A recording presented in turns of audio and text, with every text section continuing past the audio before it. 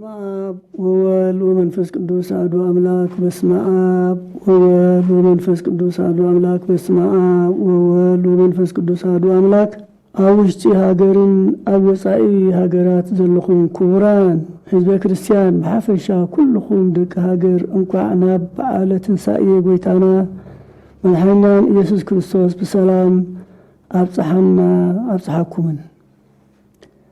በብዓመቱ ነዚ በዓል ትንሳኤ እነኽብረሉ ምኽንያት ኣምላክ ኣማልክት ጎይታ ጎይቶት መድሓኒና ኢየሱስ ክርስቶስ መግነዝ ፍትሑለይ መቃብር ክፈቱለይ ከይበለ ብሃይለ መለኮቱ ንሞት ስዒሩ ተንስኣሉ ዕለ ስለ ዝኾነ እዩ።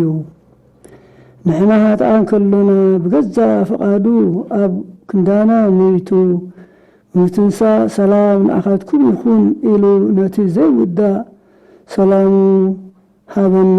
ዮሃንስ ምዕራፍ 10 ቁፅሪ 11 ሰብኣዊ ፍጡር ሞይቱን ፈሪሱን በስቢሱን ከም ዘይተርፍ ንኸረዳእና ንሱ በኹሪ ትንሳኤ ኮይኑ ትንሳኤን ህይወትን ፍጹም ድሕነትን ምሕረትን ዓዲሉና።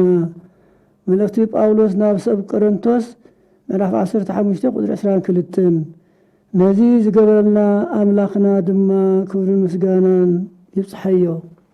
ፍቁራን ህዝበ ክርስቲያን ሰባት ዘሕምም ዘሎ ብዓሰርተታት ኣሽሓት ዝቐትል ዘሎ እዋናውን ሓደገኛን ሕማም ኣብ ሃገርና እውን ምእታው ቁፅሪ በዚ ሕማም ዝተለኽፉ ዜጋታትና እናወስኸ ይኸይድ ከም ዘሎ መራኸቢ ብዙሓን ንሰምዖ ዘለና እዩ።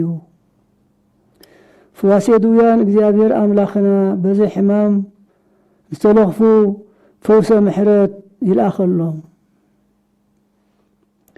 ኣብዚ እዋን እዚ መልእኽቲ ቅድስት ቤተ ክርስቲያን ልብኹም ኣይሸበር ብኣምላኽ እመኑ እዩ። ዮሃንስ ምዕራፍ 14 ቁጥሪ 1 ከምዚ ዓይነት ሕማማት ኣቕዲሞም ደቀ ሰባት ካብ ፍቓድን ትእዛዝን ፈጣሪኦም ወፂኦም ብኃጢአት ኣብ ዝወደቕሉ ጊዜያት ብስጋኦም ዝቕፅዕሉ መቕሰፍተ እግዚኣብሔር ይወርዶም ከም ዝነበረ ቅዱሳት መጻሕፍቲ ብምልኣትን ስፍሓትን ይገልጹልና። ግናኸ መፍትሒኡ እንታይ እዩ ምስ እንብል ቅድሚ ኩሉ ናብ ፈጣሪና እግዚኣብሔር ምምላስ ይግባእ። ንሱ እውን ከምዚ ይብለና፣ ኣብ መንጎ ህዝበይ ከዓ ፌራ ናብ ሞት ዘብፅሕ ሕማም እንተሰደድኩ እዞም ብስመይ ዝተሰምዩ ህዝበይ ትሕት ኢሎም እንተለመኑ ገጸይ እውን እንተደለዩ ካብ ክፉእ መንገዲ እውን እንተተመልሱ ሽዑ ኣነ ካብ ሰማይ ክሰምዕ እየ ሓጢአቶም ይቕረ ክብለሎም ንምድሮም እውን ክፍውሰሎም እየ።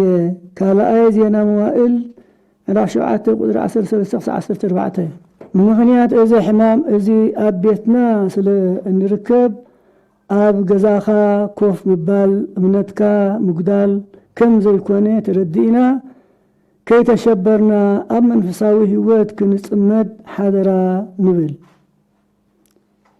ነቲ ነቢየ እግዚኣብሔር ኢሳይያስ ተጋባእ ህዳጠ ምዕረ እስከ ይሃልፍ መኣቱ ለእግዚኣብሔር ማለት ኣቱም ህዝበይ ኪዱ ናብ ገዛውትኹም እተዉ ማዕፀኹም ድማ ብውሽጢ ዕፀው ቁጣ እግዚኣብሔር ክሳብ ዝሓልፍ ንቑሩብ ጊዜ ተሓብኡ ዝበሎ ቃል ከነስተውዕል ይግባእ። ኢሳይያስ ምዕራፍ 26 ቁጥሪ 20 ጻድቅ ኖህ ምስ ስድራ ቤቱ ካብ ጥፍኣት ማይ ኣይሂ ዝደሓነ ትእዛዝ ኣምላኹ ፈጺሙ ኣብ መርከብ ስለ ዝኣተወ እዩ።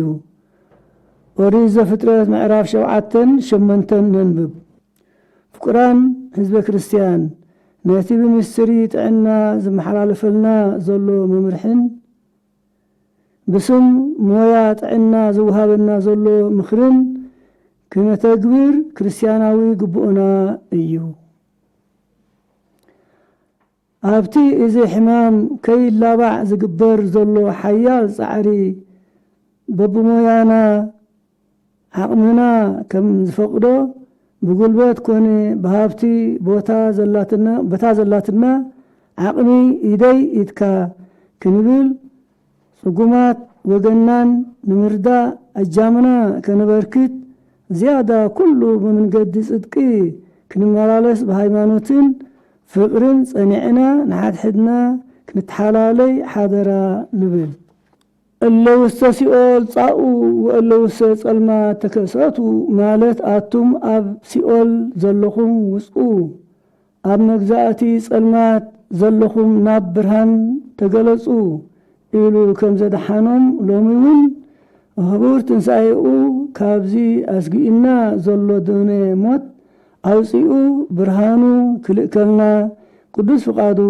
إخنالنا نخلهم بزي حمام ستقعو وقناتنا فصم تعقستن صنعاتن محراتن كهبهم نصلي